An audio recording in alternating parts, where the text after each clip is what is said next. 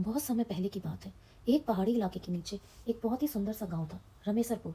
इस गांव के मुखिया थे रमेसर काका। पूरा गांव उनकी बहुत इज्जत करता था और उनकी बात को मानता था।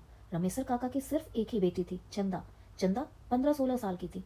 बहुत नटखट, चंचल और मासूम थी। उसके चेहरे पर बचपन की शरारत थी और दिल में बहुत सादगी। उस समय हर माँ बाप की यही सोच होती थी कि बेटे की शादी अच्छे घर में हो जाए। रमेसर काका भी चंदा के लिए लड़का देखने गए। एक दिन पास के गांव में मुखिया ने एक लड़के का रिश्ता बताया। रमेसर काका को रिश्ता पसंद आ गया और शादी तय हो गई। लड़के का नाम था नदेसर। वह काम के सिलसिले में कोलकाता में रहता था। दिखने में सीधा साधा और अच्छा इंसान था। शादी हुई। चंदा विदा होकर ससुराल आ गई। कुछ ही दिनों में वो सबकी प्यारी बन गई।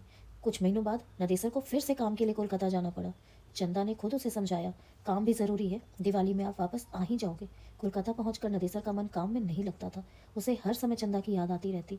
वहाँ उसके 5 दोस्त थे। वो रोज़ उनसे चंदा की बातें करता रहता था। धीरे धीरे उसके दोस्त चंदा को देखने की जिद करने लगे। एक दिन उन्होंने कहा, चलो गाँव चलते हैं, भाभी से मिलेंगे, गाँव भी देख लेंगे। नदेसर मान गया क्योंकि उसे भी चंदा से मिलने का बहुत तड़प थी। सब लोग गांव के पास के जंगल वाले रास्ते से जाने लगे। रास्ता बहुत सुनसान था और घना जंगल वाला था।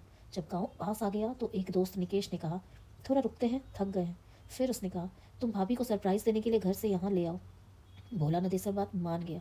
वो घर गया और चंदा को घुमाने के बहाने जंगल के रास्ते पर ले आया। शुरू में सब दोस्त अच्छे से मिले, लेकिन अचानक माहौल बदल गया। नदेसर को पकड़ लिया गया। चंदा के साथ जबरदस्ती की गई। फिर दोनों को जंगल में मार दिया गया। उनके शरीर को जंगल में जला दिया गया और आरोपी भाग गए। गांव में क्या हुआ? गांव वालों को लगा कि नदेसर चंदा को लेकर वापस कोलकाता चला गया होगा। किसी को सच्चाई पता नहीं चली। समय बीत गया, महीने निकल गए। कोलकाता में डर शुरू हुआ। कुछ महीनों बाद सबसे पहले निकेश की रहस्यमयी मौत हो गई। उसके शरीर पर अजीब निशान थे। पुलिस भी कुछ समझ नहीं पाई। फिर उसके घर वालों ने बताया कि निकेश किसी लड़की से मिलता था, लेकिन उसे कभी किसी ने देखा नहीं।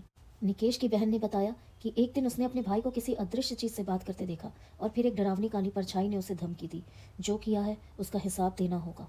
धीरे धीरे बाकी दोस्त भी एक एक करके मरने लगे। सबकी मौत रहस्यमयी थी।